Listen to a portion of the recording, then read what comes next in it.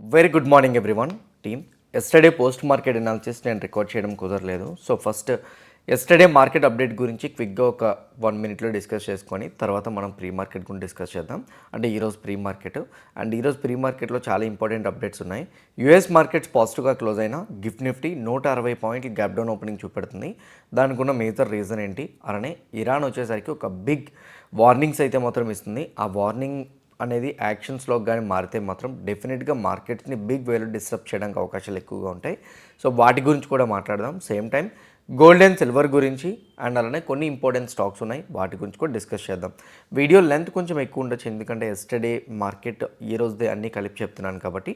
But ending వరకు చూడండి, అన్ని డాట్స్ కనెక్ట్ చేసి చెప్తాను కాబట్టి డెఫినెట్గా మీకు హెల్ప్ అవుతుంది. అలానే వీడియో చూసినప్పుడు ఏ పాయింట్ ఆఫ్ వ్యూలో అయినా కానీ నేను మీకు ఎఫర్ట్స్ పెట్టాను అని అనిపిస్తే డెఫినెట్గా వీడియోని లైక్ చేసి ఛానల్ సబ్స్క్రైబ్ చేయడం మర్చిపోవద్దు. ఇదే వీడియో మీ ఫ్రెండ్స్ ఆర్ మీ రిలేటివ్ షేర్ చేస్తే హెల్ప్ అవుతుంది అనుకుంటే వాళ్ళు కూడా షేర్ చేయండి. నా ఫస్ట్ వన్, ఎస్టర్డే మన ఇండియన్ మార్కెట్స్లో ఏం జరిగింది? నిఫ్టీ అయితే మాత్రం ఆల్మోస్ట్ 0.8% నెగిటివ్ సైడ్ డిక్లైన్ అవ్వడం చూసాం. యాక్చువల్గా నిన్న మిడ్ అండ్ స్మాల్ క్యాప్స్ పాజిటివ్గానే క్లోజ్ అయినాయి. సో నిఫ్టీ మాత్రం నెగిటివ్లో క్లోజ్ అయింది. నిఫ్టీ 0.8% నెగిటివ్గా క్లోజ్ అవడానికి కారణం ఏంటంటే నిన్న ఐటీ కంపెనీస్ హెవీగా కరెక్షన్ వచ్చినాయి. ఇన్ఫోసిస్ 3.5%, టీసీఎస్, అందులో హెచ్సిఎల్ టెక్ అయితే మాత్రం 10.8% డ్రాప్ వచ్చింది. రిజల్ట్స్ పక్కన పెడితే మేనేజ్మెంట్ ఇచ్చిన గైడెన్స్లో అయితే మాత్రం వీక్ స్టేట్మెంట్స్ కనిపించినాయి. అందువల్ల హెచ్సిఎల్ టెక్ కరెక్షన్ అయింది. హెచ్సిఎల్ టెక్తో పాటు remaining IT stocks obviously correction అవుతాయి. మనం నిన్న మార్నింగ్ అది మాట్లాడుకున్నాం. Any impact on HCL tech దాని డెఫినెట్గా ఇన్ఫోసిస్ రిజల్ట్స్ ఉన్నాయి కాబట్టి ఆ ఎక్స్పెక్టేషన్స్ని మార్చేస్తుంది. అందువల్ల ఐటీ స్టాక్స్ డ్రాగ్ అవ్వడం మనం చూసాం. అట్లనే వాట్ టెన్షన్స్ మళ్ళీ కంటిన్యూ అవడంతో క్రూడ్ ప్రైస్ పైక్ అవడంతో బ్యాంకింగ్ స్టాక్స్లో కూడా లిటిల్ బిట్ డిప్ అయితే మాత్రం మనం చూడగలిగాం. ఇది ఎస్టర్డే యొక్క అప్డేట్ అయితే మాత్రం.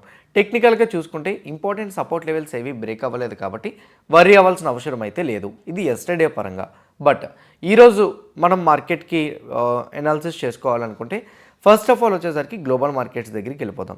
డౌ జోన్స్ 340 పాయింట్స్ పాజిటివ్లో క్లోజ్ అయింది. నాస్డాక్ ఏమో 400 పాయింట్స్ పాజిటివ్గా క్లోజ్ అయింది. ఒకటి, యూఎస్ యొక్క ఎర్నింగ్స్ మైల్డ్ పాజిటివ్గా వచ్చినాయి. This the first one.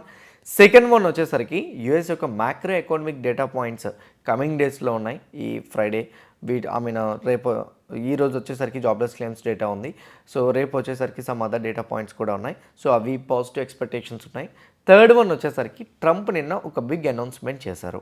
So big announcement చేసినది ఏంటంటే ఇరాన్వి 2 షిప్స్ అయితే మాత్రం సీజ్ చేసాం. ఓకే, అక్కడి వరకు బాగానే ఉంది.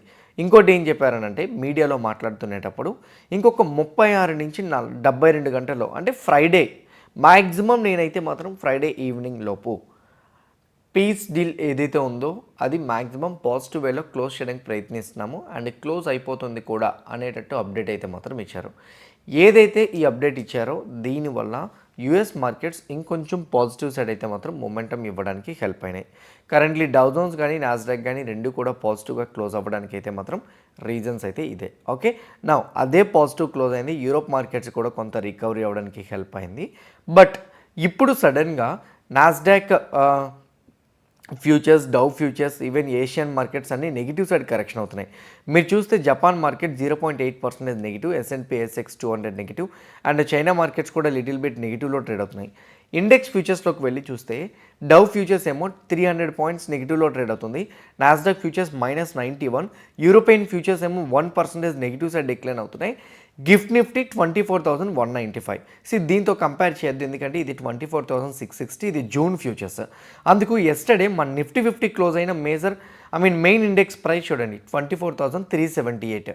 ఇక్కడ 378 అయితే కరెంట్లీ ఇప్పుడు ఇక్కడ ట్రేడ్ అవుతుంది ఎంత? 24,200. అంటే 200 378 అని అంటే ఎంత? అప్రాక్సిమేట్లీ 178 పాయింట్స్ డౌన్లో ట్రేడ్ అవుతుంది.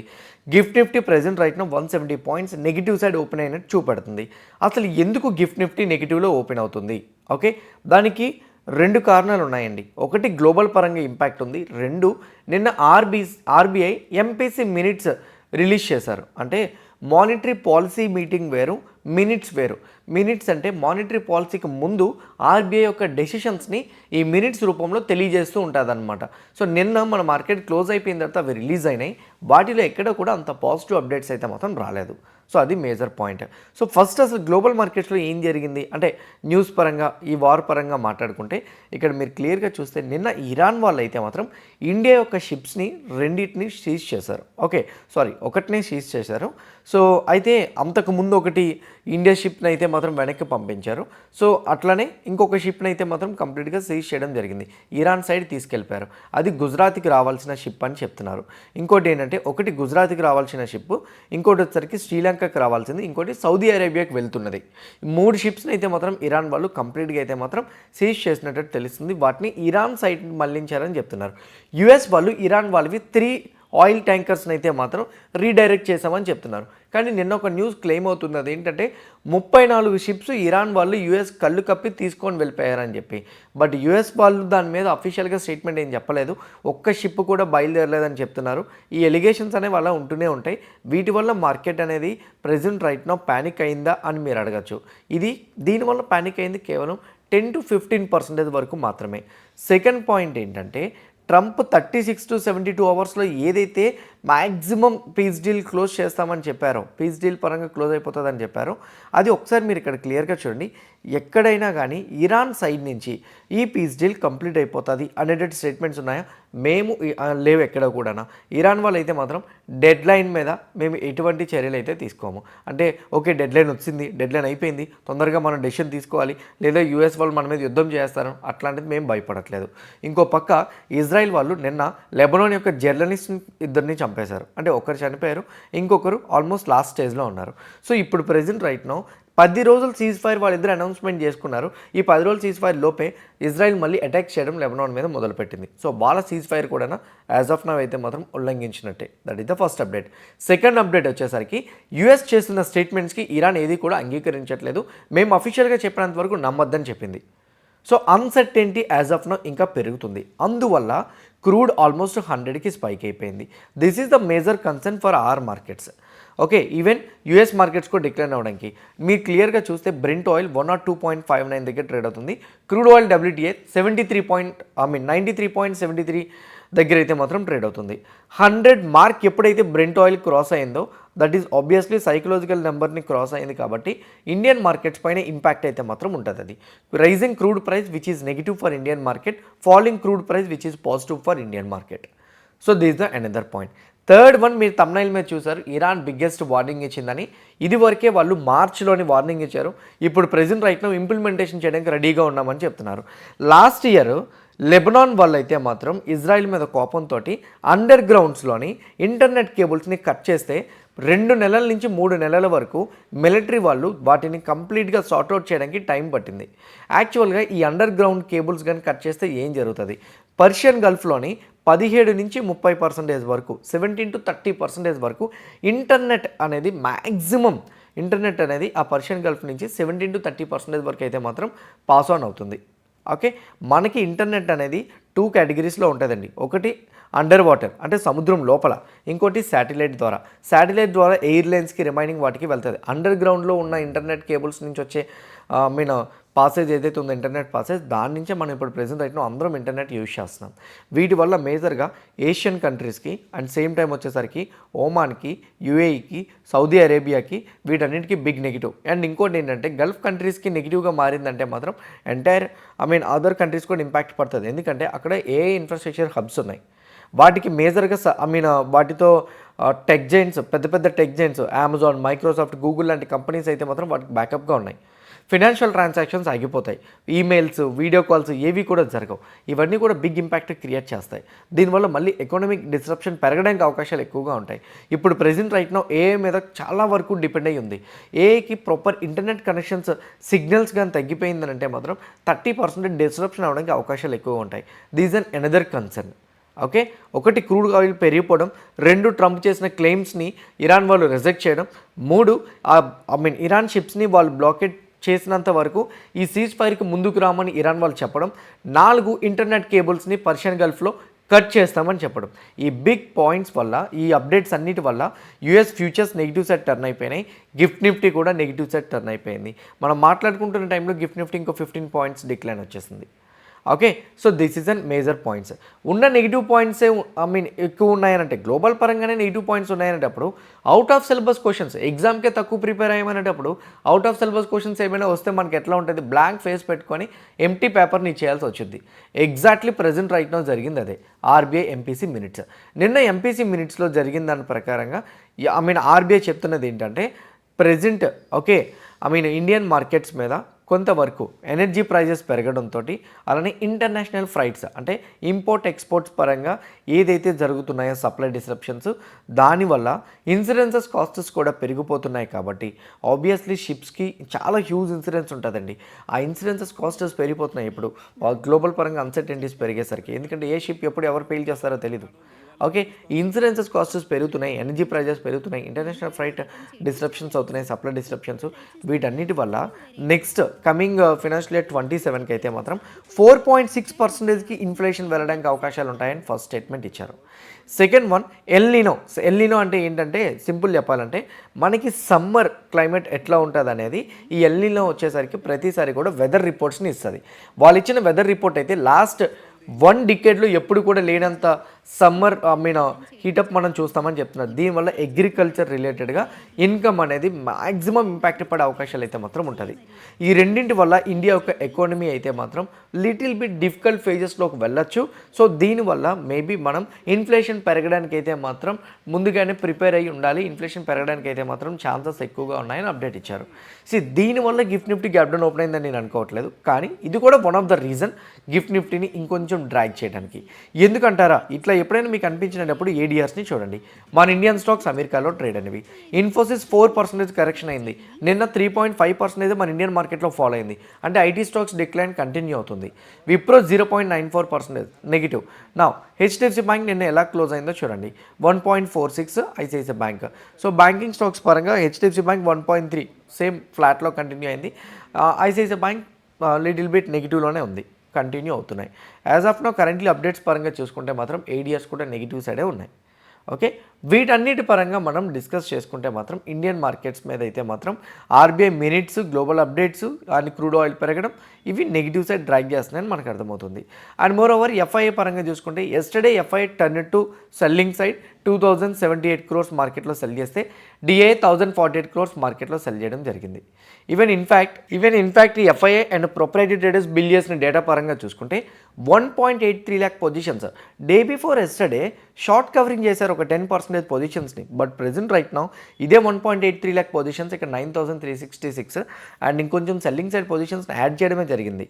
అండ్ ఈవెన్ ప్రొప్రైటరీ ట్రేడర్స్ అయితే మాత్రం ఆప్షన్ సైడ్ అయితే మాత్రం ఆల్మోస్ట్ 1.3 lakh పొజిషన్స్ని పెట్టుకున్నారు. ప్రొప్రైటరీ ట్రేడర్స్ స్లోగా సెల్లింగ్ సైడ్ టర్న్ అవుతున్నారు.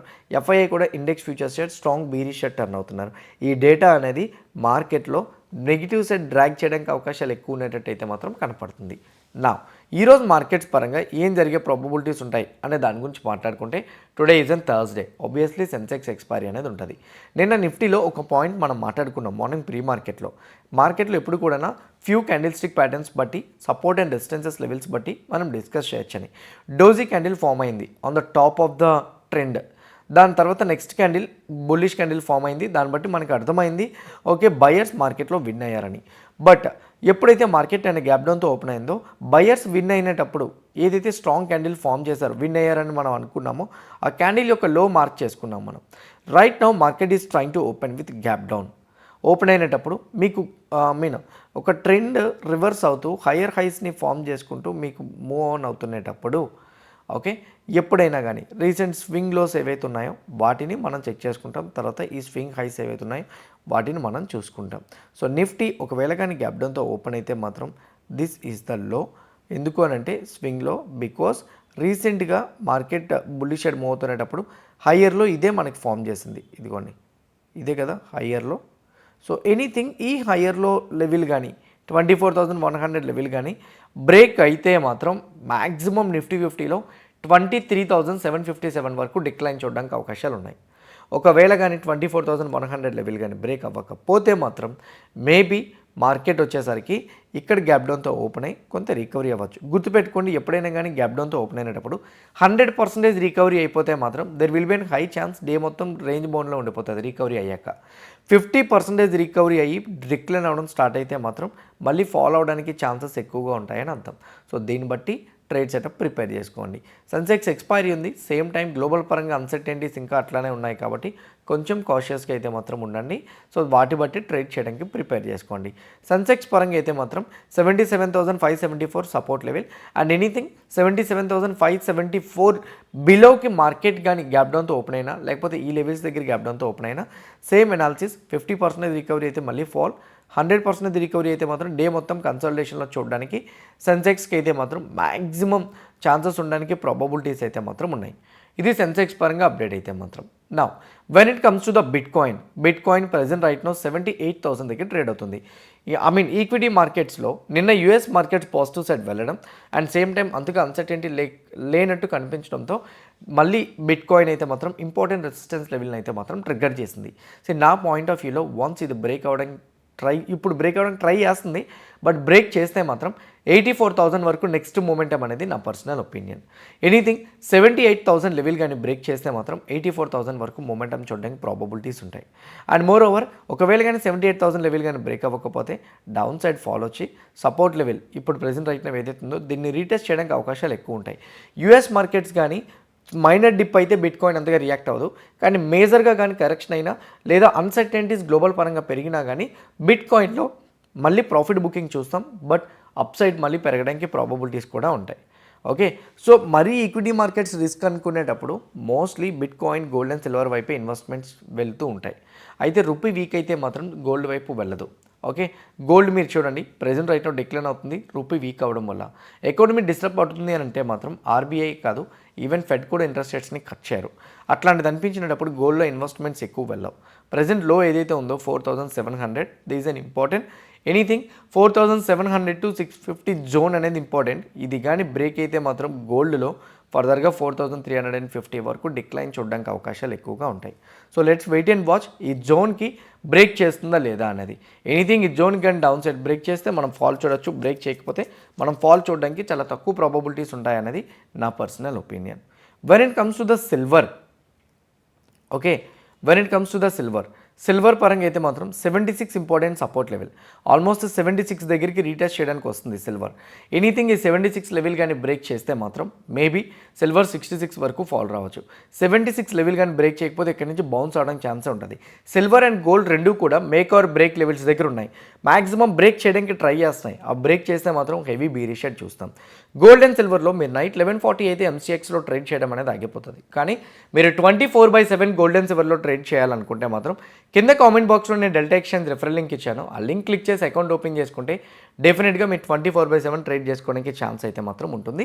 And more over 50 times leverage కూడా ఉంటుంది వాటిలో. కానీ హై లెవరేజ్ యూజ్ చేసి ఇనీషియల్ టైమ్స్లో ట్రేడ్ చేయొద్దు. మ్యాక్సిమం లెవరేజ్ని తగ్గించుకొని ట్రేడ్ చేయడానికి ట్రై చేయండి. ఇది నా పర్సనల్ సజెషన్. కింద కామెంట్ బాక్స్లో లింక్ ఉంది. ఆ లింక్ క్లిక్ చేసి మీరు అకౌంట్ ఓపెన్ చేసుకుంటే 5 minutesలో యాక్టివేట్ అవుతుంది. ఆ 5 minutesలో బిట్ కాయిన్, గోల్డ్ అండ్ సిల్వర్లో విత్ లెవరేజ్ వితౌట్ ఎక్స్పైరీ మీరు ట్రేడ్ చేసుకోవడానికి ప్రాబబిలిటీస్ అయితే మాత్రం ఉంటాయి. ఈరోజు నేను చూసిన అప్డేట్ ప్రకారంగా జియో ఫైనాన్స్కి ఒక పాజిటివ్ అప్డేట్ ఉంది. 50:50 ఇది ముందే వచ్చిన అప్డేట్ కానీ మళ్ళీ వచ్చింది. మీ అందరికీ తెలుసు కదా బజాజ్ అనేది ఒక కంపెనీ, ఏలియన్స్ అనేది యూరోప్ కంపెనీ. ఈ ఏలియన్స్ అనేవాళ్ళు బజాజ్ వాళ్ళతో 17 సంవత్సరాల ముందు టైఅప్ అయ్యారు. ఇప్పుడు ప్రెజెంట్ రైట్ నో ఏలియన్స్ వాళ్ళు బజాజ్ వాళ్ళతో స్ప్లిట్ అయిపోయి జియో వాళ్ళతో టైఅప్ అయ్యారు. ఇప్పుడు ఏలియన్స్ జియో ఇన్సూరెన్స్ అని చెప్పేసి ఒక కంపెనీని ఫామ్ చేశారు. వాళ్ళిద్దరు కలిపి ఇన్సూరెన్స్ని మొదలు పెట్టారు. 50% ప్రాఫిట్ వీళ్ళకి, 50% ప్రాఫిట్ వీళ్ళకి, 50-50 జాయింట్ వెంచర్తో మొదలు పెట్టారు. దీన్ని ఇనిషియేట్ చేస్తున్నట్టు రెగ్యులేటరీ అప్రూవల్స్ వన్స్ స్టార్ట్ అయితే మాత్రం ఇండియాలో దీన్ని ఇంప్లిమెంటేషన్ చేయడం మొదలు పెడతామని మళ్ళీ జియో ఫైనాన్స్ వాళ్ళు అఫీషియల్గా అప్డేట్ ఇచ్చారు. ఇది మేబీ జియో ఫైనాన్స్ షేర్ ప్రైస్ని ఈరోజు పాజిటివ్ సైడ్ మూవ్ చేయడానికి హెల్ప్ అవ్వచ్చేమో అని నేను అనుకుంటున్నా.